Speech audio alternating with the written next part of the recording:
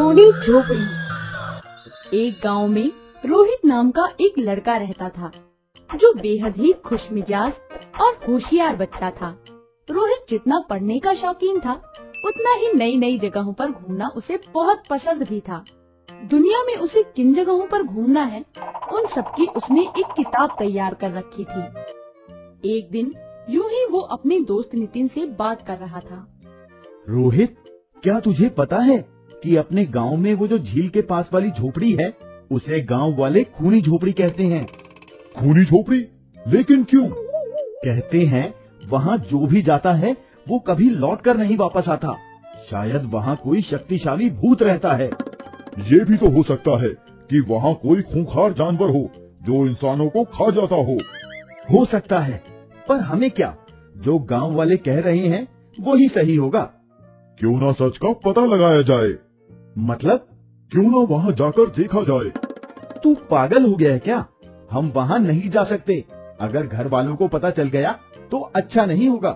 तू इसकी चिंता मत कर, मैं सब संभाल लूंगा, तू बस हाँ कर। हाँ ठीक है, अब ये बता कि करना क्या होगा। कुछ नहीं, बस आज रात तू तैयार रहना, मैं तुझे लेने आऊंगा। तो ठीक है, पर हमें अपने बचाव के लिए कुछ हथियार अपने साथ रख लेने चाहिए। ये कहकर नितिन वहाँ से चला गया और जब रात हुई तो रोहित नितिन के घर सभी सामान के साथ पहुँचा। उसने चुपके से आवाज लगाई, नितिन जल्दी बाहर आ। रोहित की बात सुनकर नितिन अपने कमरे की खिड़की से चुपचाप बाहर निकल आया। दोनों खूंखार झोपड़ी की तरफ निकल पड़े। कुछ देर चलने के बाद आखिरकार दोनों वहाँ पहुँचे।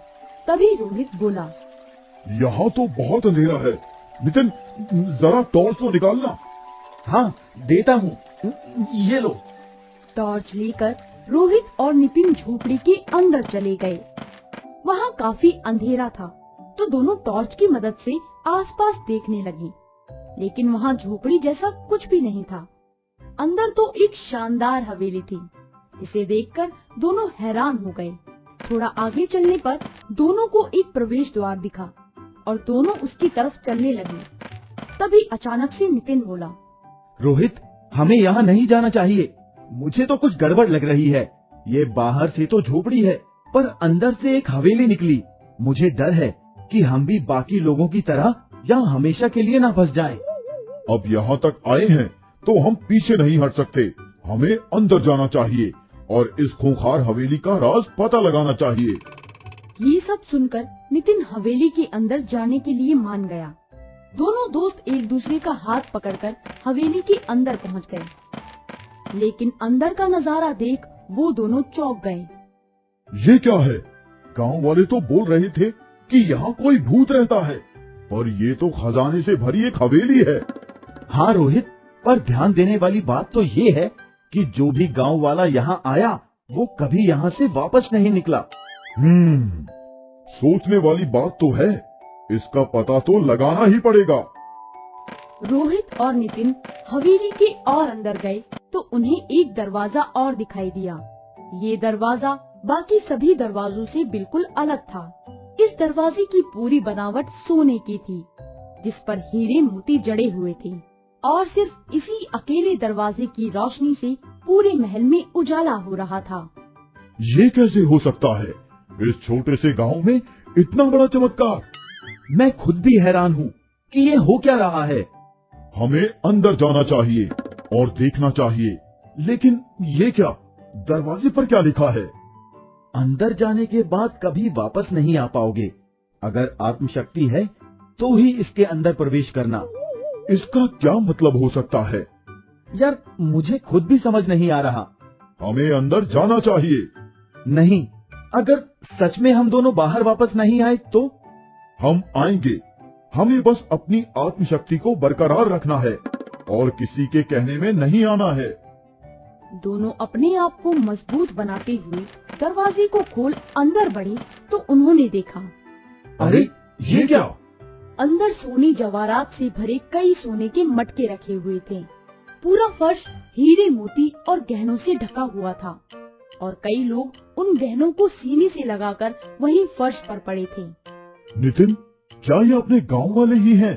जो काफी समय पहले गायब हुए थे। हाँ, ये सारे तो हमारे गांव वाले ही हैं। गांव वालों के वापस अपने घर ना आने के पीछे का राज रोहित को समझ में आ जाता है। रोहित उनसे बात करने की कोशिश करता है, पर कोई उसकी बात नहीं सुनता। ये सब लालच में चूर हैं। इन्हें इस धन के अलावा कुछ भी दिखाई नहीं देगा। तभी रोहित और नितिन इधर उधर देखने लगते हैं। कौन है? सामने आओ। मैं सामने नहीं आ सकता, तुम्हें बस मेरी आवाज ही सुनाई देगी। तो अपना परिचय दो और ये जगह क्या है, हमें बताओ। मैं यहाँ का रखवाला हूँ। इस हवेली में पड़े सारे खजाने की देखभाल मैं ही करता हूँ। साथ ही ये भी देखता हूँ कि यहाँ का खजाना हवेली के बाहर न जाए। और जिस दरवाजे से तुम आए हो वो कोई मामूली दरवाजा नहीं है, वो एक जादुई दरवाजा है। जादुई दरवाजा? हाँ, यहाँ एक बार जो आ जाए वो वापस नहीं जा सकता। ये दरवाजा उसे बाहर जाने की इजाजत नहीं देता। फिर हम यहाँ से कैसे बाहर जा सकते हैं?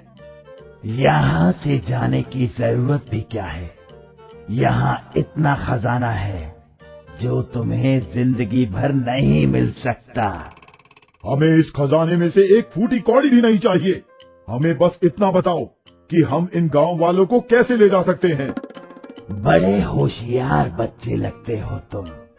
इतना सारा खजाना देखकर भी तुम्हें लालच नहीं आया। तो ठीक है, तुम यहाँ से तभी जा सकते हो जब तुम इन गांव वालों को इनकी लालच का एहसास दिलाओ और इन्हें बताओ कि ये कितनी बड़ी गलती कर रहे हैं। ये सुनकर रोहित और नितिन सोच में पड़ गए कि कैसे हम इन गांव वालों को इनकी गलती का एहसास दिलाएं। तब रोहित को एक तरकीब सूझी। सुनो सुनो सुनो, बाहर आप सबकी माँ आप लोगों का इंतजार कर रही है। वो रोज यहाँ सिर्फ आप लोगों को देखने की आस में ही आती है।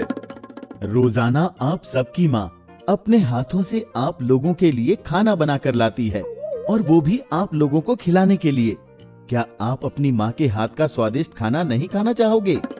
क्या आप लोग उनकी गोद में सर रखकर नहीं सोना चाहोगे? ये सुनकर गहनों से लिपटे हुए गांव के लोग भावुक हो जाते हैं और उन सबको अपने घर की याद आने लगती है। साथ ही उन्हें ये भी एहसास हो जाता है कि धन के लालच में उन्होंने अपने प्यारे परिवार का त्याग कर दिया है। जब उन्हें इस बात का एहसास हुआ तब वो सब भावुकता से अपने माता पिता, बीवी बच्चों और रिश्तेदारों से मिलने के लिए आतुर हो गए और घर की वापसी के लिए तैयार भी हो गए। तुम दोनों बहुत ही बहादुर बच्चे हो, जो इतने सालों में कोई नहीं कर सका वो तुम दोनों ने मिलकर अपनी समझदारी से कर दिखाया। तो क्या अब हम जा सकते हैं? हाँ बिल्कुल, पर ये हमेशा याद रखना कि लालच करना हमेशा बुरा होता है। जो हमारे पास है हमें उसी में खुश रहना चाहिए। इसके बाद रोहित और नितिन हवेली से निकल गए और पूरे गांव को उस झोपड़ी की असलियत के बारे में सब कुछ बता दिया। तो दोस्तों, इस कहानी से हमें ये शिक्षा मिलती है कि लालच करना बुरी बला है। हमें उसी में खुश रहना चाहिए जो हमारे पास पहले से ही है। हेलो दोस्तों, हमें कमेंट्स कर जरूर बताएं कि आपको ये कहानी कैसी लगी। साथ ही ये भी बताएं कि अगर आप रोहित और नितिन की जगह होते तो क्या धन लेते या अपनी आजादी। इस कहानी को जरूर लाइक करें और अपने दोस्तों के साथ शेयर करना ना भूलें। बाय।